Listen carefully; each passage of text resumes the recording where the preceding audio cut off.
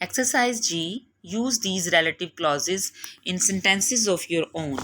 Write 5 sentences with defining relative clauses and 5 with non-defining relative clauses. अब ये जो box में आपको क्लॉजेस दिए हुए हैं, इनमें से आपने 5 को लेके डिफाइनिंग रिलेटिव क्लॉज में सेंटेंस बनाना है और 5 को नॉन डिफाइनिंग रिलेटिव क्लॉजेस में सेंटेंस बनाना है.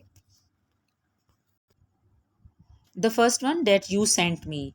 आई read the letter that you sent me. ये आपका डिफाइनिंग है, डेट यू सेंट मी. अब अगला है who has broken ankle. The man who has a broken ankle is a wrestler.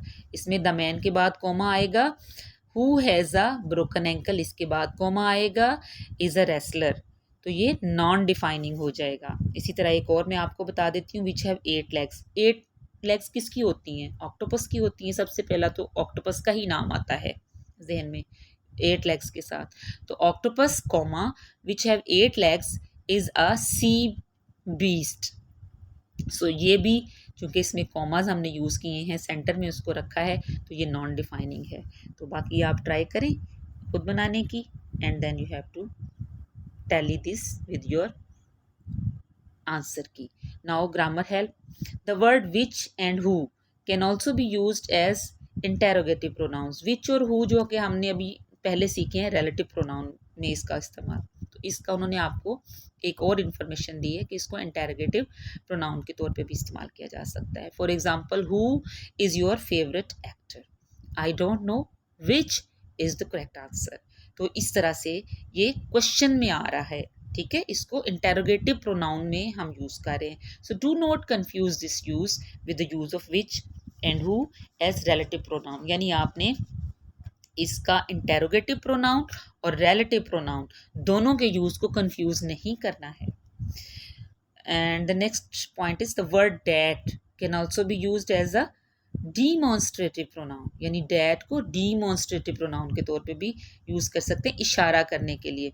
और इनडायरेक्ट स्पीच या इसको इनडायरेक्ट स्पीच में भी यूज़ कर सकते हैं. इनडायरेक्ट स्पीच को जब थॉरोली पढ़ेंगे तो आप देखेंगे कि 2 क्लॉजेस को जोड़ने के लिए इनडायरेक्ट स्पीच में डैट यूज होता है. For example, that is the wrong answer. यानी इशारा किया गया कि ये आंसर गलत है या वो आंसर गलत है.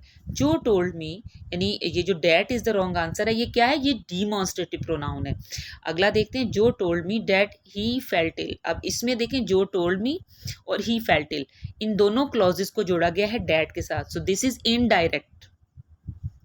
Do not confuse these uses with the use of that as a relative pronoun. अब देखें, डैट के उन्होंने 2 और इस्तेमाल आपको उन्होंने बताए हैं कि एक इसका डिमॉन्स्ट्रेटिव प्रोनाउन के तौर पे यूज होता है किसी बात की तरफ इशारा करने के लिए, और दूसरा ये इनडायरेक्ट स्पीच में यूज होता है 2 क्लॉजेस को जोड़ने के लिए, रिपोर्टिंग एंड रिपोर्टेड स्पीच को जोड़ने के लिए. तो आपने इन दोनों के यूज को डैट के रिलेटिव प्रोनाउन के यूज के साथ कंफ्यूज नहीं करना है. एक्सरसाइज एच है, circle the relative pronouns in the following passage. ये सारा आपने पढ़ना है. इसका एक पैराग्राफ मैं आपको पढ़ के सुना देती हूँ. पहले आप पढ़ेंगे, देन आप इसको डिफाइन करेंगे. आपने इसमें करना क्या है? सर्कल क्या करना है? रिलेटिव प्रोनाउंस को सर्कल करना है. तो इसमें आप ये देख सकते हैं जिनको मैंने सर्कल किया है, ये विच, हु. फर्स्ट लाइन में thief stole grandma's handbag which content a lot of money. इसमें विच है. इसी तरह नेक्स्ट में थर्ड लाइन में reported the theft to the officer who was standing behind the desk. Who है. Third line में भी who. ये जितने मैंने सर्कल किए हैं ये सारे रिलेटिव प्रोनाउंस हैं.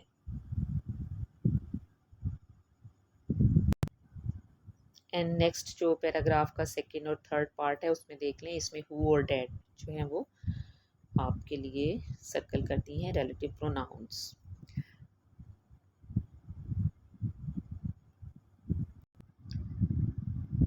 And exercise I. Now write out the relative clauses.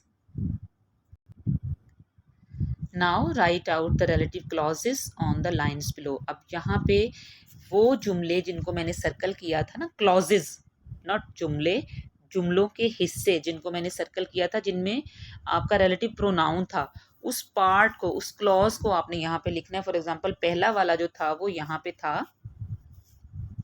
Which content, पहली लाइन में which content a lot of money, तो यहाँ पे आपने लिख देना है नंबर 1 में which content a lot of money. इसी तरह बाकी जो मैंने सर्कल किए थे आप वीडियो में जाके पीछे देखिएगा, आपको मिल जाएंगे। लेकिन उससे पहले अपना जहन भी इस्तेमाल करेंगे आप, ठीक है। और अब सेकंड में आप ये लिख सकते हैं who was standing behind the desk. तो बाकी जो है ये आपको इंशाल्लाह ताला की में मिल जाएगा और आपने इसको अच्छे से याद करना है और अपने नोट्स जो हैं वो आपने इसके बारे में कंप्लीट करने हैं।